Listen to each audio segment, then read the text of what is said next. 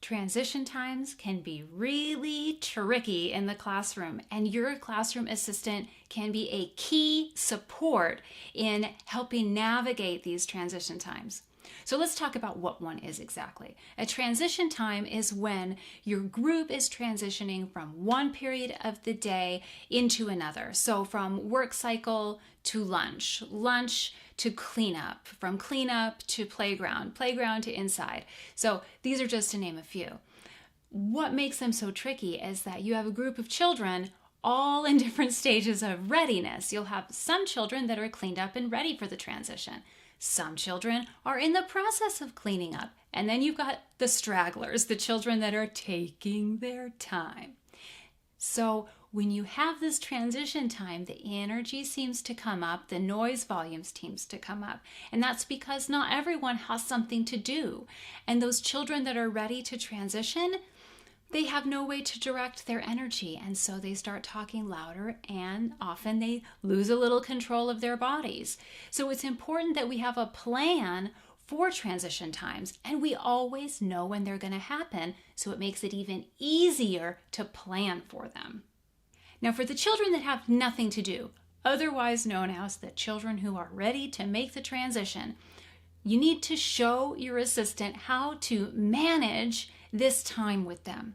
Have the children sit. This is a great time to do a book reading, to recite some stories, to do clapping games. So the adult claps a beat and the children clap it back.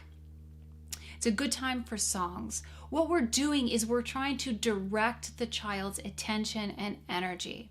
Now, books, poems, and songs, those can easily be aligned with seasonal holidays or whatever themes you have going in the classroom. And when we sing, we want to smile, we want to look like we're enjoying ourselves, and we don't need to sing loudly. We can sing softer and keep the children's attention because they're listening.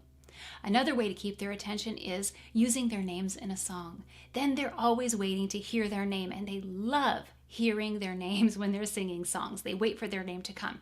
A good one is Who Took the Cookie from the Cookie Jar?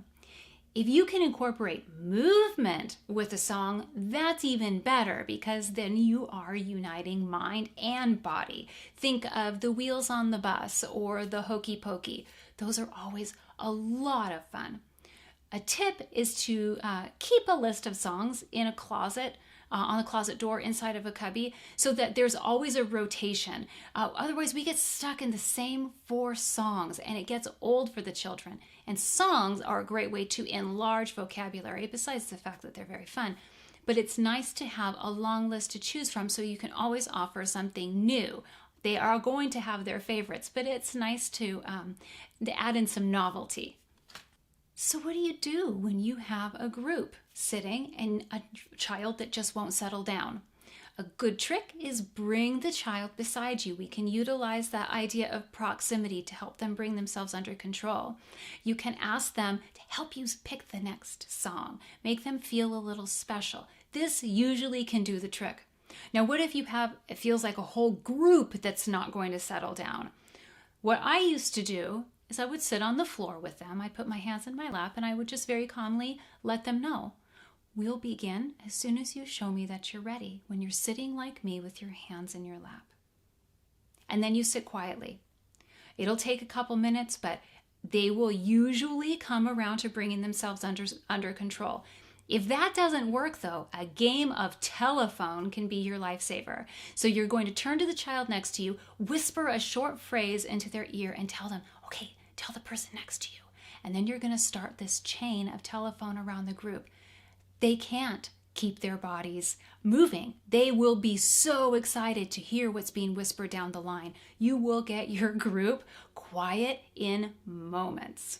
Now, once you have the attention of your group and you've been singing songs or doing clapping games, and one by one, everybody from your class is coming to sit down at the group and we're ready to begin the transition to the next part of our day, you need to dismiss the children. And if you dismiss them all at once, then you may end up in chaos. The trick is to dismiss them a few at a time. And there are fun ways to do this where you can still grab onto their attention. You can start with dismissing them maybe by color. Okay, if you're wearing blue, you may stand up and go line up for playground. Okay, you can dismiss them by what kind of shoes they're wearing. If your shoes have laces, you can go line up. If you're wearing boots, you can go line up. You can dismiss them by the first sound of their name. If your name starts with K, you may go line up. There are so many categories that you can select from to do this with. You can do a new one each day if you wanted to, but it will always keep their attention. The better you know your group, the better you're going to know what works. And every group is different. Some groups prefer songs. Some groups prefer clapping games. I had one group that preferred dance. If that song didn't have movement, I wasn't going to keep their attention. So the longer you're with the children, the better feel you're going to have for them, and the better you're going to be able to plan for transition times, because that's what's important. We know when they're happening, so we can plan for them.